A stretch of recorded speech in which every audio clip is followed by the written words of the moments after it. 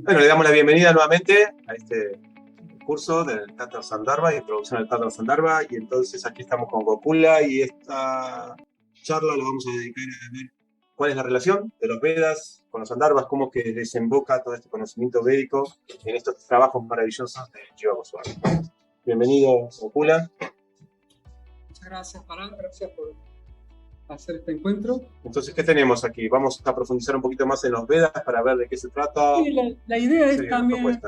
Sí, primero tenemos que ver, bueno, ver qué significa Veda de una manera más técnica y ver qué comprenden los Vedas. Tenemos un cuadro para mostrar, es más técnico, les aviso por duda, pero no es que vamos a ir con cada detalle, pero sí vamos a ir marcando algunas diferencias que existen o jerarquías dentro de lo que es el corpus védico, y de esa manera nos va a ayudar a poder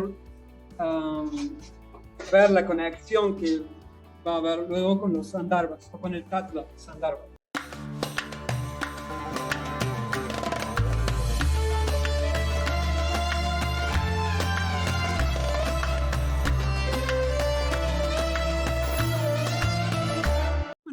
¿Vas a compartir algo? Queremos ver ese. Voy a compartir el famoso cuadrito que usamos con los Vedas, con la división de los Vedas, pero antes quisiera hablar un poco acerca de la palabra Veda y su significado. Entonces, no sé si lo habíamos mencionado, pero la palabra Veda viene de la raíz Vid, la raíz sánscrita, y eso es importante también mencionar que es la palabra Veda y los Vedas en general están más que nada se impartieron en la lengua sánscrita, y la raíz vid tiene un significado que es conocer, y también tiene otros significados, porque estaba viendo el otro día que hay un diccionario de raíces sánscritas muy famoso, el Dhatu Kosa, y hay 5 entradas para vid, y la primera es conocer, y de eso forma la palabra, o sea, Veda, que significa donde está el conocimiento o el medio de conocimiento. Y después hay otras raíces que de una me pareció interesante y leí visitando algunos lugares en el internet sobre los Vedas y me encontré con algunas definiciones de con estas raíces. Y hay una que es Satayam, que significa existir, viene de la raíz de existir. Y la manera en que se entiende es que Veda también es aquello que existe o que existe de manera perenne.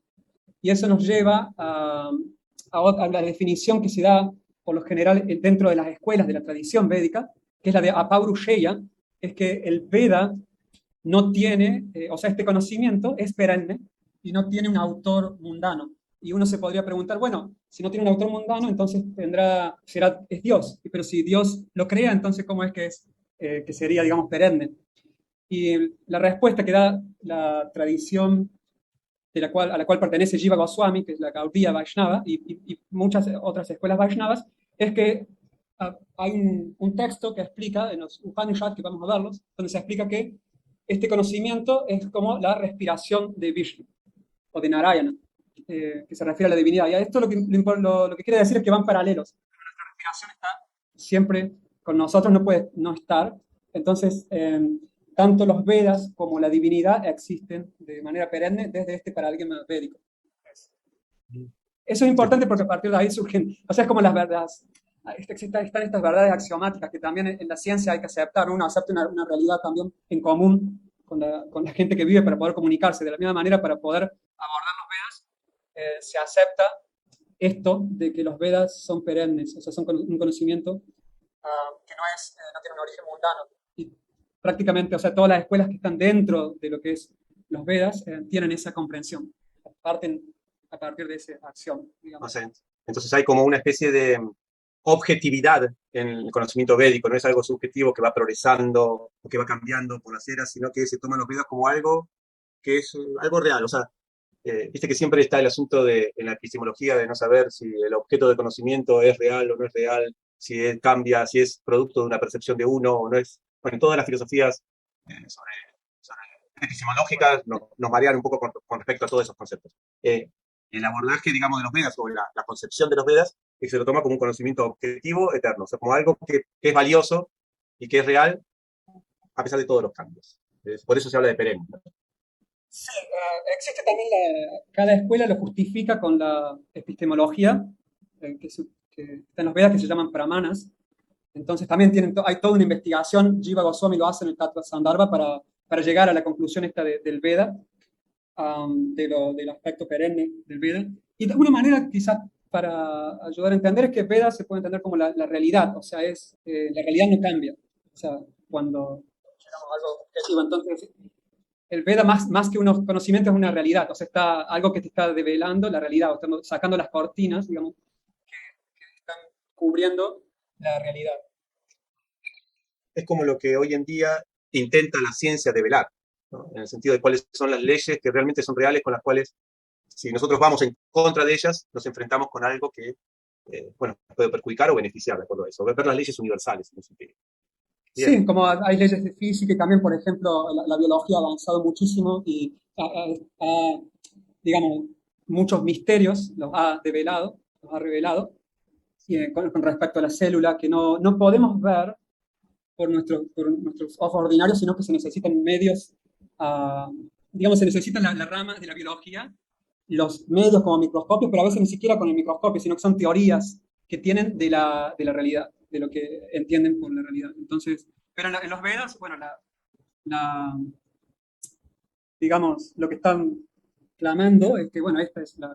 Esta es Es la un realidad. regalo, digamos, es como un regalo para la humanidad, para que tenga un conocimiento de cosas de todas las áreas, o realidades de todas las áreas, del área de la comunicación, de la salud, de la espiritualidad, ¿no? Realidades que uno puede, de acuerdo a esa información, bueno, llevar a cabo distintas actividades tomando en cuenta esos conocimientos. Sí, Perfecto. exacto, un instrumento, eso Instrumento. era el Bien. instrumento para vivir, sí, para vivir mejor. Es difícil asumir hoy en día, o sea, para el paradigma de hoy en día, asumir que hay un conocimiento que viene, no sabemos de dónde, se entiende que los conocimientos se crean, ¿no? O se investigan o se descubren, Claro. pero no como que hay algo ya pautado y en base a eso. Pero Jiva Goswami en el Tattva Sandarbha hace un análisis de por qué entonces los Vedas son autoritativos por sí mismos, ¿no? Explica algo de Sí, eso, que lo vamos a ver. él dedica, sí, y lo vamos a ver, una de las secciones de Pramana Kanda en el Tattva Sandarbha, la primera sección, que es donde se fundamenta el por qué vamos a investigar la realidad por medio de los Vedas, por qué vamos a usar el instrumento de los Vedas. Entonces, él tiene que justificarlo. Claro que no se va con tanto detalle como lo han hecho otras escuelas, porque él ya se está dirigiendo a una audiencia que prácticamente aceptan este instrumento de los Vedas para abordar la realidad y para entender, o sea, cuál es la finalidad última de la vida y todas las cuestiones como digamos, el mejor instrumento para poder abordar esas Ah, inquietudes. bien, bien. O sea que Jiva Goswami habla, digamos, o sea, su desarrollo intelectual de sus libros está destinado a personas que ya tienen como premisa la aceptación de los Vedas como un conocimiento perenne. Sí, si bien se toma el trabajo de establecerlo, pero no va con tanto detalle, porque ya otras escuelas han hecho ese trabajo y no es el objetivo tampoco de su libro, porque como bien lo dijiste, ya digamos, su audiencia prácticamente acepta los Vedas. No es como si hace más falta quizás, Claro. pero Ahora hace falta ir un poquito más para atrás, digamos, claro, para llegar a... exacto, porque Sí, hay que justificar más, usar más. También, sí, su audiencia era bastante versada en el sánscrito, incluso su vocabulario, sus palabras son bastante avanzadas. O sea, no está hablando, es como un libro de ciencia, pero no esos avanzada. libros populares, o sea, que se dirigen para toda la gente, sino que un libro especializado de ciencia que lo entienden gente que está metido en el tema, primero. Entonces, Bueno, él qué está escribiendo aventura, así. nosotros meternos ahí ahora, No, nosotros tenemos la en este suerte curso. Sí. de que estamos, al menos yo cuando lo que he aprendido de Tattva Sandarbha, nos los han bajado, ya sea por los profesores y también porque nuestros, por ejemplo, Ase Bhaktivedanta Swami Prabhupada, él que fundó el movimiento Hare Krishna, él trajo este conocimiento de los Sandarbhas y lo pone en diferentes lugares en su obra, en sus comentarios al Srimad Bhagavatam. Entonces uno va pescando diferentes verdades desde allí, pero si tuviéramos que abordarlo directamente, sin conocimiento de sánscrito, aunque sea la traducción, es bastante complicado. Entonces, más que nada con la ayuda también de otras fuentes secundarias también que ayudan a entender Perfecto. mejor. Bueno, los vamos a ver. Quiero saber qué son los Vedas. Mostrame ese gráfico que nos estás haciendo desear Sí. hace rato. Bueno, sí, solo sigo haciéndote desear, nada más quería, ya Bien. para cerrar esta parte, cuando Sí. hablamos, que otra parte de la raíz vid es la vie, que significa obtener, y se asocia con aquello que te da, o el conocimiento para obtener la moksha, la liberación es otro punto que también es importante, que va a surgir, el tema que los Vedas aparentemente son confusos porque te promueven todos los aspectos de la civilización humana. Y a veces uno se puede preguntar, pero ¿dónde está la espiritualidad ahí? Pero la finalidad última está ahí, con ese lapié, que es otorgar o darle los medios para obtener a esta altura, vamos a definir moksha o liberación como, digamos, como el alivio del sufrimiento, por decirlo así, Muy como bueno, muy buen punto ese. O sea, que los Vedas no es solamente una biblioteca, sino que es una biblioteca consciente que tiene una intención, y la intención final es la liberación. O sea, de alguna manera es pedagógica también, no es solamente Exacto. informativa. Sí, no se trata de, ok, esta es una biblioteca enorme que uno va y ahí está todo, sino que hay una pedagogía y hay un objetivo que es siempre beneficiar. Y bueno, entonces, en ese sentido también yo estaba pensando cuando decimos qué es Veda, o sea, si todo conocimiento es Veda, pero una forma de entender es Veda el conocimiento que está relacionado con la finalidad última. Cuando separamos, por ejemplo, la manera que abordamos el conocimiento hoy en día son verdades también que se llegan. La ciencia ha llegado a verdades que se pueden comprobar con los Vedas, en ambas partes se pueden comprobar, pero la diferencia quizás es que está, muchas veces, depende de quién enseña, en la ciencia está separado de la finalidad que en los Vedas está a flor de piel siempre, que en este caso sería una finalidad más trascendente, más no solo el saber por el saber, o como la filosofía moderna, en la cual no es como la filosofía de los griegos, que era la búsqueda del saber, o la filosofía era una práctica también, algo que vos podías utilizar para realizarte como persona y avanzar a nivel de conciencia, de nivel espiritual. Hoy en día eso está muy alejado de esas metas, son cosas como que, bueno, Sí, no se meten con eso. Por ejemplo, la ciencia no juzga, no tiene moral, digamos, no se exactamente. mete con la moral, está todo un poco separado. Entonces, en ese sentido, o sea, cuando hablamos de Vedas, cuando hay algo que es más homogéneo, o que es heterogéneo en el sentido de la diversidad de conocimientos, es homogéneo en cuanto a que persigue una felicidad y persigue un objetivo que es liberar del sufrimiento, en última instancia, a las personas. Interesante, muy bueno eso. Bueno, está lindo. Bueno, ahora Ahora sí, sí estamos pasamos al hablando de Vedas. cuadrito. Ahora sí estamos hablando de Vedas, lo que significa. O sea que cualquier conocimiento que veamos hoy en día, nos lleve, al menos gradualmente, a liberarnos de las aflicciones materiales, a la liberación, estamos hablando de que es algo coherente, por lo menos, con los Vedas. ¿No es así?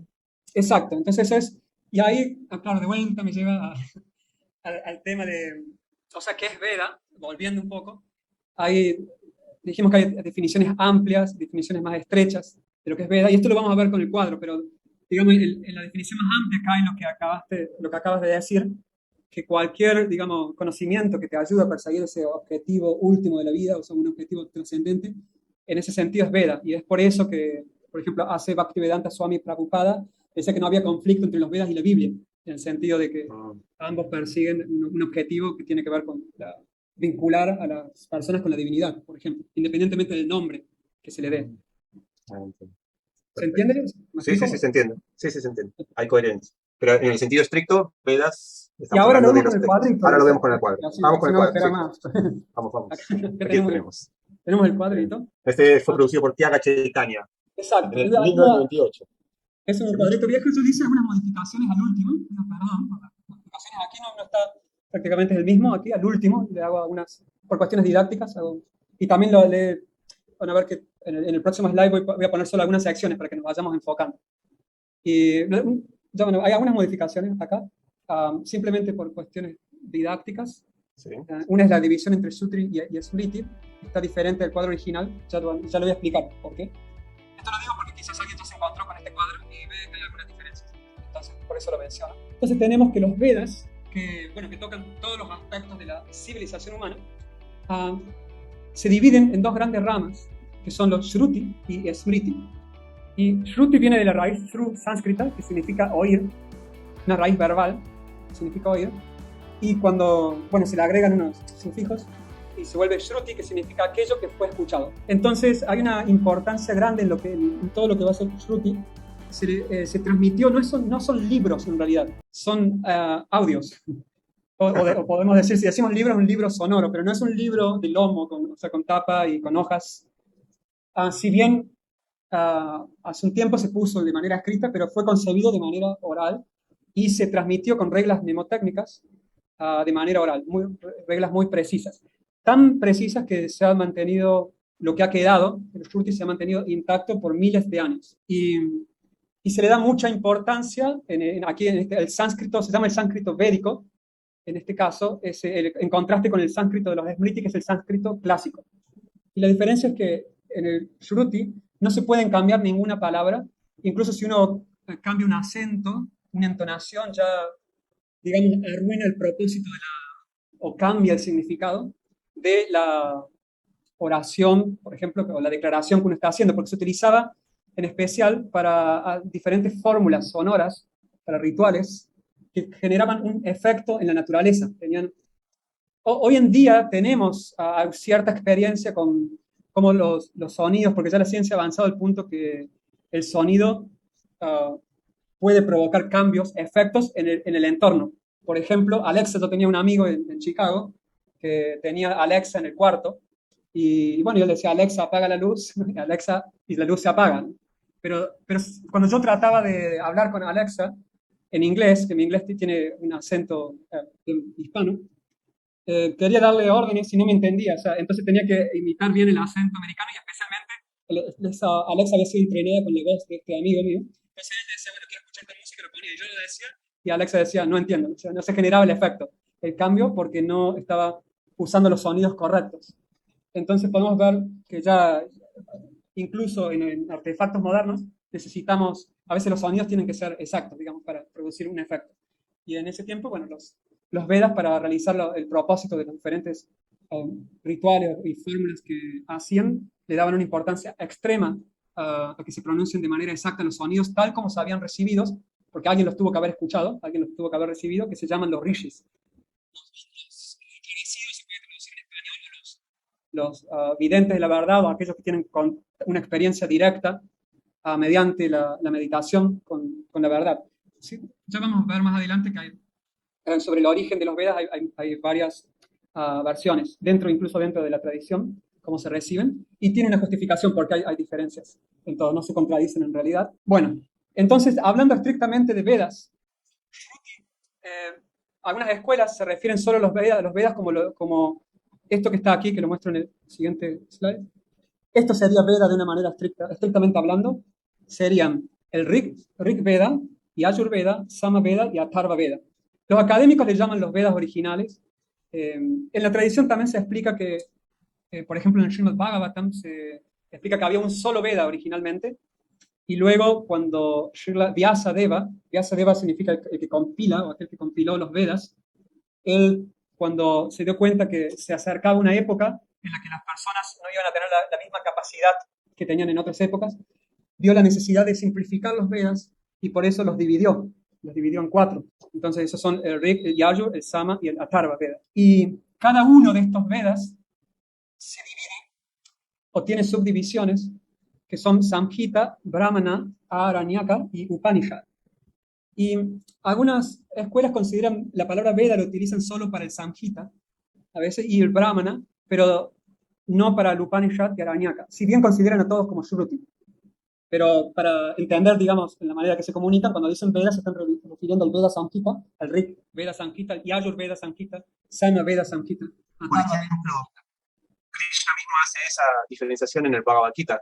Cuando le dice a Arjuna, vuélvete trascendental a los Vedas, no se está refiriendo a volverse trascendental a los Upanishad, sino a los, ni a los Smriti, sino a los Samhita y a los Brahmanas, ¿no? Imagino que tiene que ver con esa parte de los rituales y todo. Bien. Exacto, muy, muy bueno eso, porque en el Gita en realidad hay bastante de eso y genera confusión a veces si uno entiende los Vedas de la manera más amplia. Pero cuando dice que sea Nistraigunyo o Baba Arjuna, que Arjuna vuelve trascendental a los Vedas, que tratan de temas mundanos, se está refiriendo a unas secciones dentro de los Samhitas en realidad y a los Brahmanas. Y si hablamos más fino, en realidad no hay, dentro de los Samhitas también hay filosofía. Por ejemplo... siempre está el germen pedagógico. En todos los estados. Sí, no es que todo así a nivel, cómo prosperar materialmente y nada más, sino que hay semillas, hay versos semillas. Por ejemplo, te voy a leer uno. Hay uno que habla sobre, dice, Ekan Shat Vipra Bahuda Badanti. No lo estoy pronunciando como se pronuncia en el sánscrito védico, sino como si fuera el clásico. Y dice que el Ser Supremo es uno, Ekan, pero los sabios, Vipra, refiere a los sabios, lo mencionan, Badanti, o se dirigen a ese uno, de muchas maneras, Bahuda. Y eso da ese carácter amplio también que tienen los Vedas, en el que habla que hay un uno, y los sabios lo mencionan de muchas maneras, hay muchos nombres o maneras. Y eso ya apunta más a la finalidad, ¿no? Que es conocer. Después eso se revela más en los Upanishads, en la sección de Upanishads, donde es la parte más esotérica de los Vedas. Entonces esas semillas que están en el Rig Veda, en el Rig Veda Samhita, se tratan con más profundidad ya en los Upanishads y en los Aranyakas también. O sea, algunos explican que los Samhitas eran para la primera etapa de la vida, para los jóvenes, en la etapa de estudiante, y los Brahmanas ya son las secciones para la vida familiar, donde se explican cómo ejecutar los diferentes, digamos, deberes en la vida familiar, y los Aranyakas se referían a las personas que tenían familias, pero que ya habían llegado a una edad madura y estaban contemplando ya, empezando a contemplar el deterioro de la vida, digamos, mundana, en el sentido que ya bien, se llega a la vejez, ya crié a mi familia, ya todos están bien, hice todo lo que tenía, pero ahora quiero empezar a ver qué va a pasar después de la muerte, etcétera. Entonces los Aranyakas tratan más con ciertos deberes y rituales que tienen más que ver con esa etapa de la vida. Los Upanishads ya son pura sabiduría, para alguien que ya dice, bueno, ya me dedico a la sabiduría plena y ya no quiero tener nada que ver con lo otro, ya es otra etapa de vida que ya pasó y ya no vuelvo para atrás. Para los que conocen entonces los estados civiles que se proponen en la sociedad védica, que son Brahmachari, Grihastha, Vanaprastha y Sannyas, podríamos decir que Brahmachari, la época de estudiantes, los Sanjitas son para ellos, Brahmanas son para la época de Grihastha o de casado, que es otro estado civil, luego Aranyaka es para el otro estado civil, que es Vanaprastha, que es la vida retirada del matrimonio, y luego Upanishad es para sannyasis o los renunciantes, la orden renunciante de vida monástica. Exacto, esos son los términos que se utilizan. Y la lógica es, por ejemplo, que los samhitas, en la pedagogía védica, primero uno tiene que memorizar, aunque no sepa lo que significa lo que memoriza. Es la memorización plena. Entonces, de niño aprendían, memorizaban todos los samhitas. Como las tablas. Las tablas Sí, como las tablas matemáticas, ¿no? El tiempo de 10, los niños primero no aprenden que tienen la lógica primero, sino que lo aprenden de memoria después. Que ahí lo importante, después empiezan a aprender la lógica que hay detrás de ello. Y así los brahmanas explican los samhitas, están escritos en prosa, los samhitas en versos o mantras. Entonces, claro, uno ya sabe el mantra y ahora, bueno, va a saber el significado. Es como cuando uno aprende una poesía, primero la memoriza y después empieza a aprender el significado. Lo va desglosando todo. Pero entonces primero era poner en la cabecita de los niños, ya implementar todas esas obras orales de manera perfecta, con los acentos, con todo, para que ellos después, ya con más edad, con sus diferentes maestros, comenzaban a aprender los significados de esos conocimientos. Era muy exitosa en la pedagogía en ese sentido. Ya ha durado y todavía se utiliza en algunas regiones del sur de la India. Pero bueno, y tiene que ver con la madurez Bueno, acá tenemos entonces la versión más clásica de lo que la gente piensa, o los estudiosos de los Vedas entienden por Veda, que son estos 4 Vedas, y cada uno de estos 4 Vedas está dividido en 4. Los más clásicos todavía, no más clásicos, sino lo más cerrado que se puede comprender los Vedas es cuando se entiende que son estos 4 Vedas, pero solamente Samhita y Brahman. Claro. Un poquito más incluye Aranyaka y Upanishad, como dentro de eso. Esta es la versión más, digamos, limitada de la concepción védica. Ahora bien, ¿qué tenemos? Sí, solo para aclarar que en la versión limitada, como decimos, más restringida, cuando no mencionan a los Upanishads como Veda, no significa que de alguna manera están bajando la jerarquía de los Upanishads o su autoridad dentro de ese rubro, sino que es simplemente una cuestión más terminológica, de terminología, y porque ambos se aceptan como revelación, como Shruti. O sea, perfecto. Son también Shruti, pero no son como... Los académicos también tienen mucho problema con esto, porque ellos consideran que perdón que me expando un poco, pero es para... Sí. Porque quizás va a ser útil para discutirlo esta hora y no tener que discutirlo más adelante. Ellos consideran que los Upanishads, como van de alguna manera opuesto a los rituales, como dice Krishna en el Gita, ¿no? Que vuélvete trascendental a los Vedas, porque los Vedas tratan de las modalidades o los temas mundanos. El Gita, el Bhagavad Gita, también se considera un Upanishad en ese sentido. O sea, los Upanishads son como que se rebelan aparentemente contra esa sección de los Vedas, contra todos los rituales, la parte más materialista. Entonces, la conclusión que tienen algunos académicos es que es una etapa posterior, los Upanishads se componen en una etapa mucho más posterior a los Vedas, que es la etapa brahmánica. Incluso eso no lo consideran como cuando se habla de la etapa védica o la era védica, no incluye los Upanishads. Esa etapa védica, la era védica, eran los samhitas, los brahmanas. Cuando viene el brahmanismo, es como que ya ahí ya entran más los Upanishads. Y más que nada por ese carácter y también porque Buda, ellos a veces asocian que Buda está en el mismo tiempo que los Upanishads. Bueno, ellos tienen todas sus especulaciones que justifican de diferentes maneras, que van muchas veces no concuerdan con la tradición. Y que el Buda también habló en contra del sacrificio en los Vedas. Entonces ellos dicen, bueno, los Upanishads es la forma que ellos se adaptaron también a la época, ¿no? Los brahmanas adaptan, digamos, conservan la tradición védica ahora más de acuerdo con la nueva época en la que ya se rechaza el sacrificio. Sí.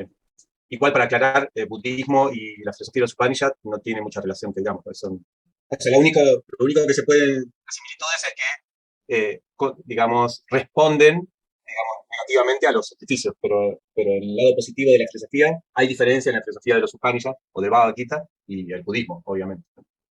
Sí, la diferencia principal, también es bueno que trajiste este tema porque hay otra terminología que está están las filosofías que se consideran dentro del panteón védico y otras que no se consideran dentro de los Vedas. También ayuda a comprender un poco lo que es hinduismo. Eso se llama Astika y Nastika o algo así. Exacto, Astika y Nastika, que tiene que ver con aquellos que aceptan los Vedas y aquellos que no aceptan los Vedas. A veces se confunden, uno piensa que es los ateos y los creyentes. Pero en realidad se está refiriendo a aquellos que, digamos, aceptan los Vedas como realidad, como pramana, a diferencia de aquellos que rechazan los Vedas como fuente de conocimiento. Y dentro de los que lo rechazan a los Vedas, tenemos a los jainistas, los budistas y también, bueno, había otra filosofía que era de Charvaka, que era una filosofía también materialista que se considera fuera de los Vedas. Esto nos lleva a un análisis interesante, porque a veces cuando nosotros hablamos de hinduismo, incluimos jainismo, budismo, y eso es una forma que Occidente habla de las filosofías de India. Pero dentro de India, digamos, hay una separación entre uno de estos grupos y otros grupos. Hay grupos que adhieren a los Vedas o toman los Vedas como autoridad filosófica, y hay otros que no. Y ahí tenemos una división ashtika-nashtika, que no es una definición o una separación que generalmente desde el mundo occidental se hace al hinduismo, ¿no? Sino que se hace en la misma India, ¿no? Los filósofos de India en sí. Sí, los astikas son los que aceptan los Vedas, es astika, y nástica son los que rechazan, o los sistemas filosóficos que rechazan los Vedas. Cabe aclarar que han convivido pacíficamente, ¿no? A lo largo de los años, o sea, en cuanto a lo que ellos convivían. Y porque, bueno, muchas veces en otros contextos como el europeo, si alguien, no sé, hablaba mal o tenía una filosofía que rechazaba la Biblia, te mataban en la época, ¿no? A la hoguera, sí. O sea, no sobrevivían, por eso es interesante que los budistas sobrevivieron en India, no los mataron. Si bien siglo, incluso se volvió en un tiempo fue como lo más popular durante el reinado de Ashoka, pero después se fue de la India a otros lugares, pero no porque los mataban o algo así, no fueron necesariamente perseguidos. Pero es interesante eso, como un punto interesante de cómo han convivido también a diferentes filosofías. Lo digo esto para que no se piense también como que hay guerra, digamos, porque la religión está muy ligada a la guerra en Occidente, pero aquí al menos en los tiempos, si bien la India ha sido invadida muchas veces, por eso hay influencias de todo, pero no estaba esa idea de la guerra por las ideas. Tanto, al menos no conozco mucho yo. Sí, no había guerras con respecto de sangre, con respecto a las filosofías, pero sí, digamos, batallaban, o sea, sus campos de batalla era la discusión filosófica, o sea, el debate. Exacto, sí, una cultura del debate tremenda donde era como el deporte. Digamos, hoy donde van a un estadio la gente a ver el Mundial de Fútbol, más o menos así eran los debates filosóficos. Donde ahí estaba quien se vencía, a veces el rey, incluso a premios y castigos, si alguien perdía el debate. Pero bueno. Entonces, claro, en el campo de la religión y la filosofía, digamos, las batallas no eran como a veces se piensa en Occidente, que las ideologías llevan a guerras o algo así, sino que llevaban a debates. En India al menos ese era el estilo en que se combatían, por decirlo de una manera, o compartían las diferentes ideas. Sí, y también tenían reglas, por ejemplo, sobre todo ya para la época del siglo XV, XVI, había evolucionado el Nyaya, que es un sistema ástica de lógica, y para debatir se utilizaba como medio común la terminología y las reglas de lógica. O sea, no es que porque yo digo es así, ¿no? Sino que también como mucho en la filosofía o en la lógica clásica también está lo que uno puede apuntar a una falacia. Entonces, uno podía ganar un debate, pero tenía que ser muy diestro para poder establecer su escuela o el argumento que tenía utilizando esta ñaya o esta lógica. Y Jiva Goswami utiliza esa lógica al analizar Él, ahora el uti- Tato Sandharma. Sí. él utiliza la terminología, pero muestra también algo muy importante, que él lo extrae del Vedanta Sutra, que es el Srila Vyasadeva, escribe el Vedanta. El Vedanta Sutra es el resumen de todos los Upanishads. Es la última palabra o la finalidad de los Vedas. El Vedanta Sutra explicado por el propio Vyasadeva. Y ahí él dice uh, que Tarka es lógica, Pratishthanat, que dice que no se puede abordar la trascendencia mediante la lógica, no se puede establecer. Y Jiva Goswami respalda ese argumento porque en un punto la lógica se queda corta cuando se trata de temas trascendentales. Y existe en el Mahabharata un dicho en el cual se dice que un muni, Yasya Matam Nabina, que un muni o un filósofo que utiliza la lógica, entre ellos pueden establecer diferentes conclusiones y nunca ponerse de acuerdo, de acuerdo a la destreza que tengan. En realidad eso es lo que hace un buen filósofo, que puede, si no, no es un buen filósofo. O sea, que tiene una diferencia de opinión con otro. También hay otro dicho que dice que si hay dos personas que piensan igual, una está de más, ¿no? En un debate. O sea, una sobra, porque siempre se valora esa diferencia. Pero bueno, en el nivel más mundano de debate eso se aprecia, pero ya cuando se trata de la trascendencia se explica que ya la verdad o la realidad o las conclusiones se encuentran más que nada guardadas, dice este texto del Mahabharata, en el corazón, Guhayam, como secreto en el corazón de las personas que han vivenciado el conocimiento, que tienen una experiencia práctica del conocimiento. Se les llaman Mahayanas. Y ahí es donde radica la verdad. Es como, no sé, es como esos jueces, digamos, sabios, que también se hablaba en la Biblia, a veces que la gente iba, ¿no? Con esos ejemplos de la madre que dice, este es mi hijo y este no es mi hijo, y argumentan. Finalmente el sabio establece, ¿no? El juez, ¿quién es? La madre del hijo. Y así mismo estos sabios, mediante el Veda, son los que determinan, digamos, en última instancia, la realidad se puede determinar por medio del Veda y aquellos que han comprendido el Vedanta. Entonces, en ese Bien, sentido, entonces, Jiva Goswami va a argumentar, lo vamos a ver, en contra de la lógica para abordar los temas trascendentales. Y es algo que hace Bhaktivedanta Swami Prabhupada, Srila Prabhupada, mucho cuando habla con los científicos, un poco. ¿No? Porque los Vedas tienen muchas declaraciones que van, o sea, a veces, bueno, se toman como mitología de imaginación, pero en realidad no hay forma de comprobarlas. O sea, no hay forma de no probarlas. O sea, no se puede. no son falseables, Sí, no se puede digamos. falsificar. O No sea, son falseables, digamos, no se puede decir que son falsas. claro, se pueden decir que son mitologías, si uno quiere, o sea, Sí. por decirlo, pero no se puede probar porque si te está hablando algo que está más allá del universo, entonces, bueno, a menos que vayas más allá de una manera empírica, podrías ir y verificarlo. Entonces, ahí es cuando un poco Jiva Goswami, es cuando donde corta con la lógica, digamos. Entonces, bueno, a partir de acá necesitamos aceptar, confiar en lo que nos dicen los Vedas. Y la confianza es algo que se necesita en todos lados, en la universidad. O sea, uno no puede ir a la universidad a estudiar química y el primer día de clase Ser escéptico. desafiar a la profesora Claro. o al profesor y decirle, yo no creo en en el protón o en el neutrón, y muéstremelo. Usted, por ahora cállese la boca, confíe en... Bueno, muchas cosas se pueden hacer, muchos paralelos, pero igualmente un hijo, o sea, los niños aprenden un idioma confiando en los padres, no es que van a comprobar a cada casa cómo se dice, no sé cómo se dice, si casa se dice house en inglés o no sé, casa en español, y preguntan, porque ahí perderían mucho tiempo. Entonces, Jiva Goswami es como, bueno, para que no perdamos tiempo, aceptamos los Vedas, ya lo probamos y ya. Entonces ya podemos empezar a implementar el conocimiento más que tratar de verificarlo. La verificación viene más por la implementación. La implementación significa que da resultados y esa es más que nada la manera científica digamos, del practicante de los Vedas. No es tanto si es verdad o no esto, es, bueno, yo lo implemento, lo acepto primero, que eso es más de un científico. Es lo científico, ¿no?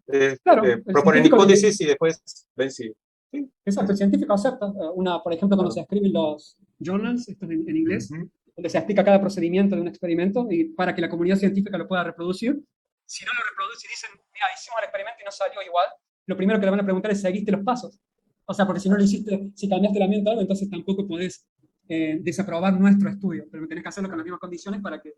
Entonces, bueno, de la misma manera, si alguien dice, bueno, lo de los Vedas o este proceso espiritual no funciona, bueno, pero ¿lo llevaste a cabo o no? O sea, y lo llevaste a cabo de la manera en que se explica, como te lo explican los maestros, etc.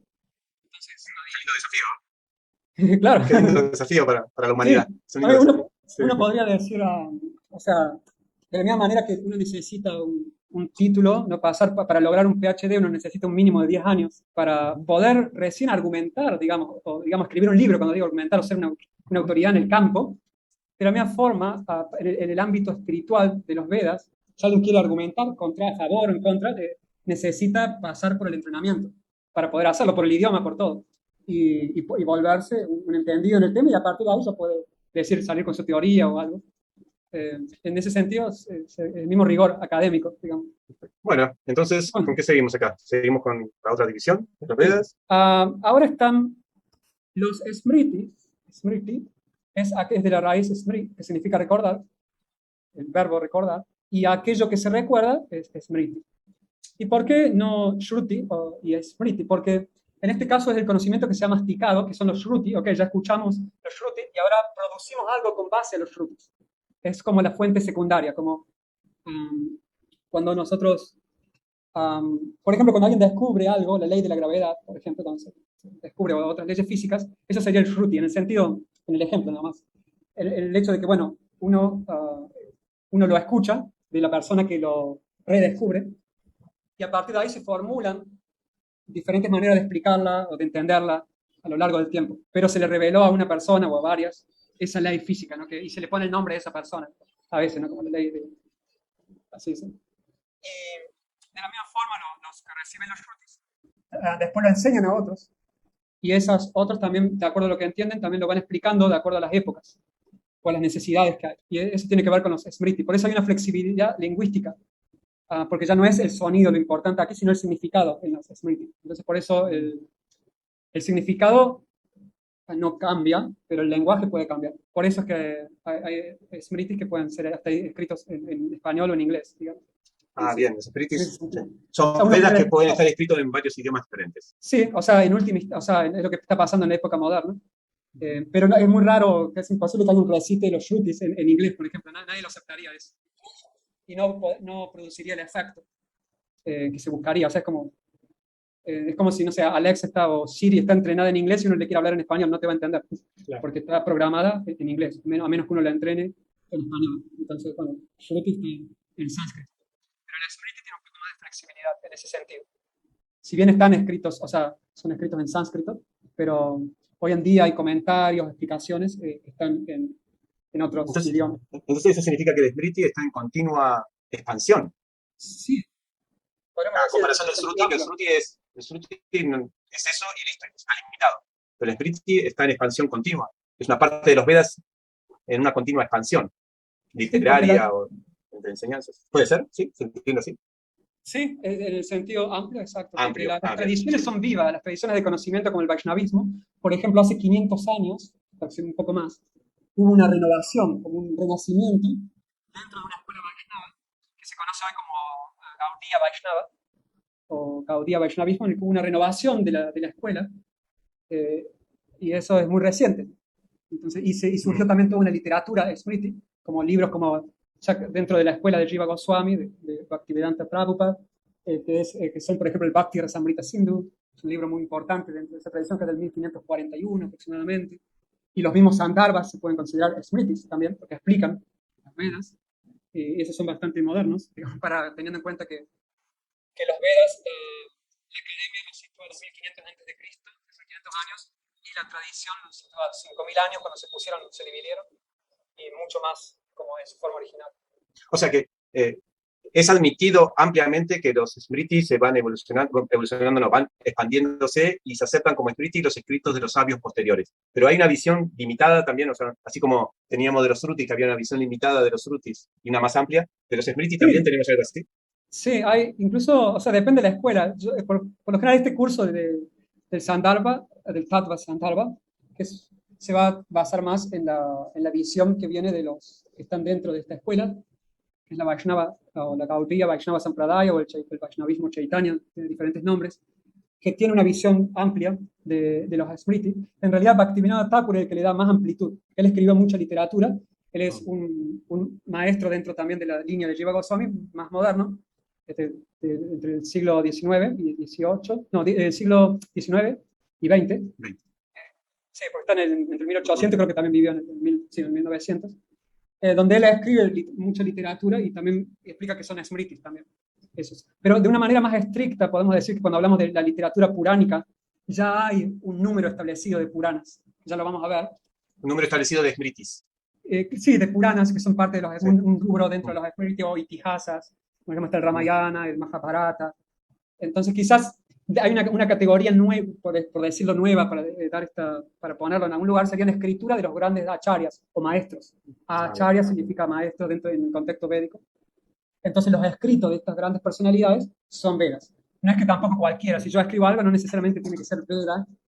Depende o sea, obviamente, que los que escriben son acharyas. Cualquiera puede escribir, pero en realidad para que sea aceptado en la tradición tiene que ser de un acharya, alguien que se lo Tiene que considera. ser PhD, tiene que ser Exacto, un doctorado. PhD, Sí. sí. Sí. Yo puedo escribir y decir, bueno, es lo mismo lo que dicen, ¿no? Está todo lo que dicen los Vedas, pero no, en realidad el trabajo más de alguien en mi nivel, por ejemplo, sería tratar de hacer más de cartero, en algunos casos, el conocimiento, pero no está cumpliendo una función como de acharya, tratando de, o renovando una escuela o algo así, sino que uno es un estudiante que está Estamos ahí expandiendo el Smriti, sino divulgando, que claro. transmitiendo lo que otros sabios dijeron acerca del Smriti. Claro, Y, un divulgador, alguien un divulgue divulgador. también dentro de la comprensión de lo que uno ha practicado y Perfecto. hace lo que Es lo puede. que vamos a hacer ahora, lo que vamos a hacer ahora con los Andharvas. No es que vamos Exacto. ahora a comentar los Andharvas, sino que vamos a explicar lo que los Andharvas dicen.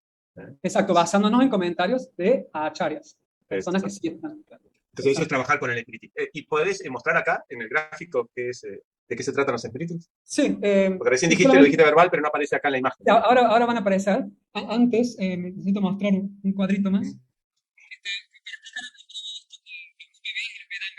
Que algunos, que acá está el cambio que yo hice en el cuadro, porque algunos ponen Vedangas y Upavedas como Shruti. ¿Qué son los Upadevas y los Vedangas? Entonces, ¿De qué se trata eso?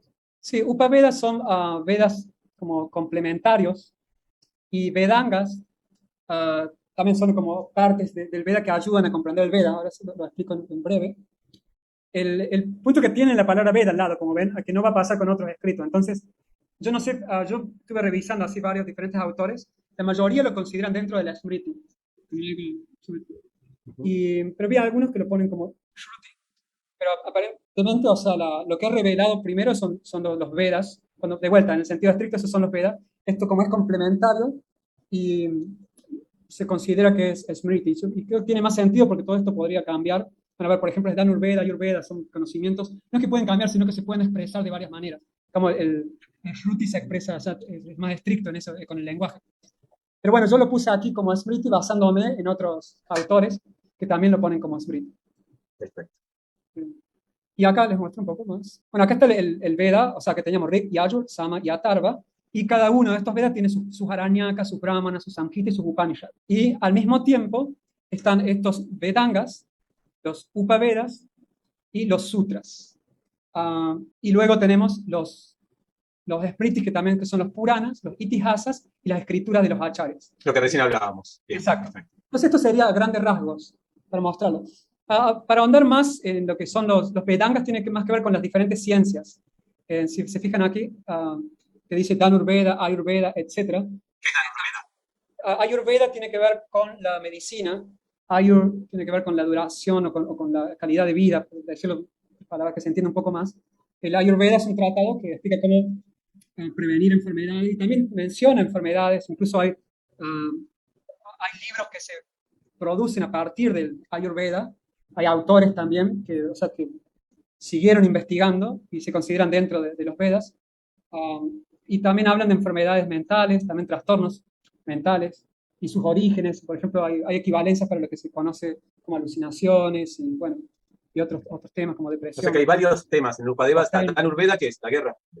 Sí, y Dhanurveda tiene que ver con la ciencia militar. La ciencia militar. Después está Patya Veda, que tiene que ver con la arquitectura, por ejemplo, los templos, que sobre todo en el sur de la India, que no tienen influencia musulmana prácticamente. El sur de la India fue menos invadida que el norte. O sea, los reyes se defendieron mejor, digamos, fueron más exitosos en espantar a los invasores, o ya llegaban más debilitados, no sé, habría que leer la historia bien. El punto es que se conserva más lo tradicional, la arquitectura tradicional, y hay mucho de esta Patya Veda, ahí están las cúpulas, los vimanas, que son las grandes cúpulas, los gopuram son las entradas, y todo eso se describe en los libros de arquitectura de los Vedas, cómo hacer. También está el Vastu Shastra, que tiene que ver con los espacios. Dice que un altar siempre debía ir, o una deidad, una divinidad siempre debía ir hacia el este. Y después las puertas también en el este, podía haber en el norte y en el sur, pero no en el oeste, y hay razones para todo eso. Bueno, y todo eso está en los rastros porque se necesita, por eso son complementos. Porque también para hacer, por ejemplo, el ritual, ¿cómo se hacía? Bueno, están todas las instrucciones, tanto están en los brahmanas, pero hay una sección que se llama kalpa, que son detalles del ritual, en el cual está la matemática, que es el Sulva Sutra, que es toda la geometría, y todos los cálculos que hay detrás de cómo hacer estas diferentes altares, por ejemplo, que tienen formas geométricas. Entonces se necesitaba el conocimiento de la matemática, conocimiento dentro de la matemática de la geometría. Entonces, por eso está lleno de ciencias que todas complementan a los Vedas. Y quizás por eso algunos lo toman como Sruti, porque justamente complementan especialmente los rituales de los Vedas. O sea, está muy relacionado con cómo sí, mejorar exacto. eso. Debe venir más por ahí. Claro. Algunos lo ponen como Shruti. Claro. Recordemos que estas diferenciaciones también, o sea, como ya vimos, hay cierta amplitud, digamos, para hacer, porque Sí, tiene sí, que ver con la escuela que lo explica, pero sí, estos están, por eso están aquí también en el cuadro, están bien cerquita de claro. de lo que son los Vedas. Pero claro, pero a la vez no exigen, esos Vedantas, no exigen la literalidad en la forma de expresarlos. Exacto, no es que Entonces, se repitan. exactamente, como si lo exigen los 4 Vedas originales. Esa es Claro. la diferencia. El otro Veda, por ejemplo, hay historias en el Srimad Bhagavatam, tú las conoces, la de Brita Sura, ¿no? Que donde un mantra, bueno, eso lo pueden ver en el curso del Bhagavatam de Param, Bhakti Vaidada, los que tengan, los que algunos quizás ya lo están estudiando, donde por recitar de manera equivocada un acento, se obtuvo un resultado completamente opuesto en una ceremonia. Claro. Entonces, bueno, esa es la potencia del Sruti. El Sruti, la potencia la tiene en el sonido. El Smriti en la explicación. En ¿Cómo mantener el significa? significado, pero adaptándolo sin perder la esencia. Ahí está la potencia del Smriti, pero no en el sonido, tanto como lo es el Shruti. Sí, el Shruti es como, sí, sí, el poder de o sea, yo lo relaciono mucho con la tecnología hoy en día porque están empezando a usar estos sonidos, pero... Es como la programación, ¿no? Es como el HTML, todo eso. Te cambias una coma y todo el programa. Exacto, en una página web, si vos sacás una comita ahí, se te arruinó todo, ¿no? Y a veces cuando Sí, tienen estos los ya lo sé. bugs, tienen que entran a veces algo que se cambie y se arruinó todo. Sí tiene que ser exacto, no es que decir, bueno, yo pongo el HTML como yo lo entiendo, ¿no? A mi manera. No, igual Java, son lenguajes específicos. Claro, está muy bueno ese puente, se podría. Yo no soy programador, ¿no? Por ahí no lo puedo extender mucho, pero sí. Entiendo incluso hoy que están los códigos también para hacer aplicaciones. Hay todo un pequeño movimiento de gente que hace programación que basándose en un ensayo que hizo un miembro de la NASA, donde dijo que el sánscrito es el idioma que más se presta para la programación. Y hay unos chicos hindúes, unos jóvenes que han hecho un programa para codificar, hacer páginas web, todo, pero con sánscrito. Así que en vez de HTML están usando sánscrito. Están ahí, han tenido algunos resultados, hacen algunos niños que hacen robots, así, o dibujitos con el programa, las aplicaciones que hacen, todo. Pero bueno, está bueno eso, del Shruti así. Sí, y en ese sentido la Ayurveda la Ayurveda aparentemente no tiene esa restricción lingüística. Bueno, ¿seguimos? Ya podemos dejar esta clase en explicar Smriti, de qué se trata, y bueno, cualquier cosita, si queda algo, podemos explicarlo luego. Sí, solamente cerramos con esto que estaba aquí, porque después ya van a ver, o sea, quedamos para, digamos, tenemos como Shruti los 4 Vedas que habíamos visto que tienen los Aranyakas, Brahmanas, Samhita y Upanishads. Y dentro de Smriti tenemos estos que están más cercanos a los Vedas, que lo explican, que son los Vedangas, los Upavedas, que como acá lo mostré, no sé si lo explica esto, no lo había explicado, que está en la pronunciación Siksha, la gramática, la etimología, Chanda, todo esencial para poder comprender los Vedas. Jyotisha es la ciencia de la astronomía y los cálculos del tiempo. Con esto sabían cuándo hacerlo, cuándo hacer un ritual, etcétera, cuando unas predicciones incluso cuando iban a ocurrir, todo. Eso se puede ver con más detalle quizás en algún momento a lo largo del argumento de Jiva Goswami, puede que surja, o si no, en los foros o en un encuentro en vivo. Podemos hablar. Y después tenemos los sutras, que estaba dentro de los detalles de los kalpas, generalmente entran dentro de ese contexto. Y después tenemos Puranas, que significa historias, son historias verídicas de la humanidad, pero no solo de la humanidad, sino que contienen historias de otros planetas. Lo cual se va, por eso que directamente el académico lo han puesto de mitología, ¿no? No le queda otra.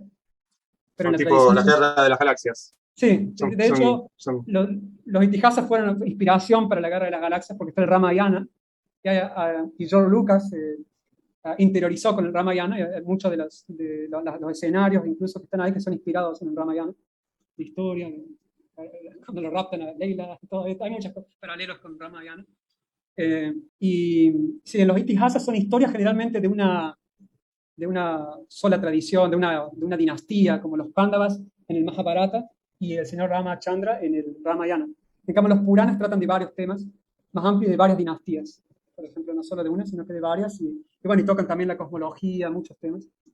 Eh, y dentro de los Puranas tenemos aquí, voy a adelantar un poco, voy a saltar un poco esto que está acá, que son otras variantes de Smriti, pero voy a ir más a los Smritis que se consideran más importantes acá está, en la tradición Gaudiya Vaishnava, son los Puranas tienen, hay 18 principales, 18 secundarios, y de todos el más importante es el Srimad Bhagavatam. ¿Por qué es el más importante? Eso lo va a explicar Jiva Goswami. Es de lo que se trata este curso en realidad, porque el Srimad Bhagavatam es el más importante. Y recuerden que mencionamos que hay diferentes escuelas que aceptan los Vedas ásticas y están las násticas que no aceptan los Vedas, los ásticas. Estas son las filosofías ásticas acá abajo, que son Sankhya, Yoga, Vaisheshika, Nyaya, Mimamsa y Vedanta. Y Vedanta se considera el darshan último, la conclusión de todas estas otras filosofías. Y en el mismo Vedanta, que está escrito por Vyasadeva o compuesto por Vyasadeva, se entra en diálogo con estas diferentes escuelas. Y también se hacen refutaciones y se armoniza, donde hay puntos en común, se establecen, donde hay diferencias, se tratan esas diferencias. Y el Vedanta lo que hace es establecer el conocimiento de los Upanishads. Y Jiva Goswami, a lo largo de los Sandarbhas, también dialoga con estas escuelas. Se va a encontrar, o sea, se necesita un cierto conocimiento de cada una de estas escuelas, también para comprender mejor el Tattva Sandarbha. y vamos a ver algo en este curso, esto. Sí, a lo largo menos... vamos a ir viendo algo, a medida que el argumento se va desarrollando de Jiva Goswami, vamos a ir viendo, quizás podemos grabar algún video con algunos puntos especiales de cada una de estas escuelas.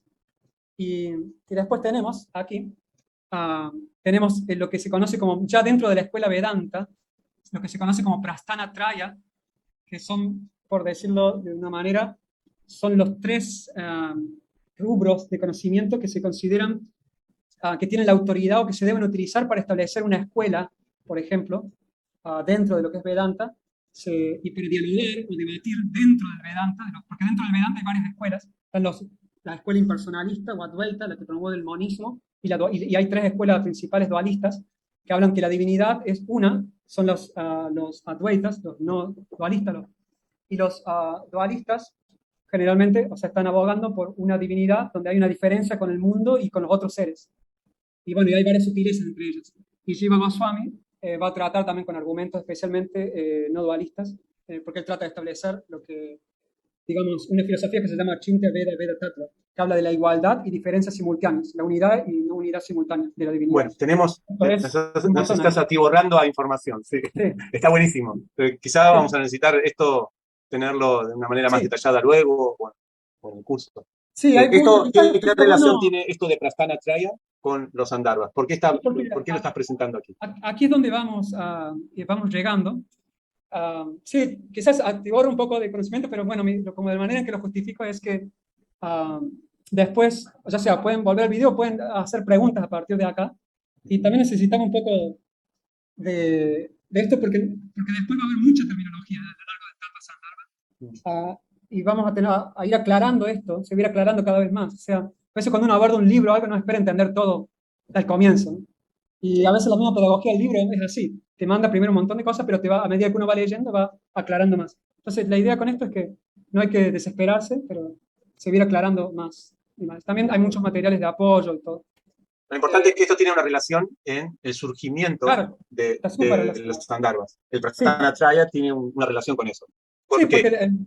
Porque primero que tenemos que entender que ahora vamos a entrar a hablar cómo una escuela, o sea, qué escrituras utiliza una escuela Vaishnava para establecerse ante las otras escuelas, digamos, dentro de la tradición. Y Jiva Goswami está representando una escuela nueva, por decirlo, aunque tiene sus raíces de miles de años.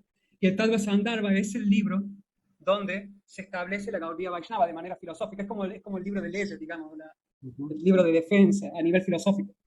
Entonces, primero tenemos que entender desde dónde él lo va a hacer, o sea, desde dónde parte. Y aquí, este Prasthana Traya establece que los Upanishads, el Vedanta Sutra y el Bhagavad Gita, estrictamente, aunque algunos también consideran, dentro de la Gaudiya Vaishnava se da más amplitud, se consideran los Puranas también, y los Itihasas, pero si hablamos de las 4 escuelas, lo más estricto sería solo el Bhagavad Gita, el Upanishad y el Vedanta Sutra. Y esos 3 libros son los con los que se establecen los diálogos y se establece la escuela. Cuando se cita, como cuando uno respalda las declaraciones que hace, se tienen que respaldar con los Shrutis, que en este caso se va a referir no a los Samhitas, tanto como al Upanishad. Generalmente lo van a hacer con los Upanishad, y con el Bhagavad Gita también se puede poner. Y un poco más amplio entre las escuelas más Vaishnavas, también los Puranas, como el Vishnu Purana y otro, el Srimad Bhagavatam. El punto es que todos deben tener también un comentario sobre el Vedanta Sutra para establecer una escuela, y también comentarios sobre los Upanishad y el Bhagavad Gita. Una acharya, para considerarse un acharya, un gran maestro, debe tener un comentario al Vedanta Sutra y a los Upanishad también, y al Bhagavad Gita. Y uno se pregunta, entonces, Jiva Goswami y los otros Goswamis que eran los alumnos, digamos, o aquellos que se les encomendó la misión de divulgar las enseñanzas de Chaitanya Mahaprabhu, que es quien revive la tradición Vaishnava en esa época, la Gaudiya Vaishnava. Ellos no comentan ni el Bhagavad Gita ni el Vedanta Sutra, ni los Upanishads.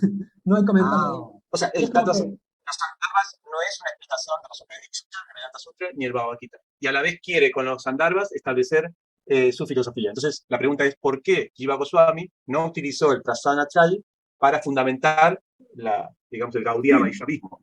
Exacto. Y él mismo lo justifica. Sí, la pregunta que hace mucho es por qué ni siquiera Rupa Goswami y los otros, Acharya, los maestros de Jiva Goswami, tampoco ellos hicieron comentarios. Y Jiva Goswami está justificando también toda la obra literaria de los Goswamis para que se tomen en serio, digamos, afuera de lo que son los Gaudías. Para que se tomen en serio, él necesita justificar la teología para que el Bhakti Rasamrita Sindhu, que son otros escritos que hicieron, cobren, ya le dé esa autoridad, digamos. Porque todos los otros libros están basados en el Bhagavatam. Por ejemplo, todos los libros que escriben los Goswamis son explicaciones del Bhagavatam. El Bhakti Rasamrita Sindhu, el Laghu Bhagavatamrita, Brihad Bhagavatamrita, así. Entonces hay muchos nombres que están ahí, todos se derivan del Bhagavatam. Entonces uno dice, bueno, ¿y Jiva Goswami qué hace? Jiva Goswami también utiliza el Bhagavatam en los Sandarbhas, pero tiene todo un capítulo, que es el Pramana Kanda, donde él justifica por qué utiliza el Bhagavatam y por qué no es necesario un comentario aparte al Vedanta Sutra. Él dice que en realidad el Bhagavatam... Lo veremos. Ya veremos cómo lo justifica, ¿no? Sí, lo vamos a ver cómo lo justifica. Pero básicamente establece lo que está ahí, porque ya está escrito, es el comentario original del Vedanta Sutra. Entonces, si él logra establecer eso, en el comentario original, tiene ya el Bhagavatam, se le está dando el estatus de Vedanta. Primero que nada, no solo de Purana, ya, sino que es Vedanta. Y también, bueno, ya lo van a ver, vamos a ver más adelante. Va a justificar, o sea, va a fundamentar Jiva Goswami como el Bhagavatam, o sea, basarse en el Bhagavatam es lo mismo, o es más inclusive que basarse en los 3 libros que Bhagavad Gita, Vedanta y Upanishad, para decirlo de manera simple. O sea, fundamentándose en el Bhagavatam prácticamente uno se está fundamentando inclusivamente en el Bhagavad Gita, el Vedanta y los Upanishad. Bueno, eso es un poco el Tattva Sandarbha, ¿no? Uno de los capítulos es establecer eso. Bueno, sí, yo creo que tenemos ya un panorama. Muchas gracias, nos vemos pronto. Hasta luego. Si te gustó este video, por favor, suscríbete a este canal o compartí el video o comentalo. Ayúdanos a difundirlos. Puedes unirte también a nuestro Patreon, donde podés recibir regalos exclusivos, materiales, videos, cursos que impartimos en nuestro campo. Nos vemos pronto. Muchas gracias. Un abrazo. Hasta luego.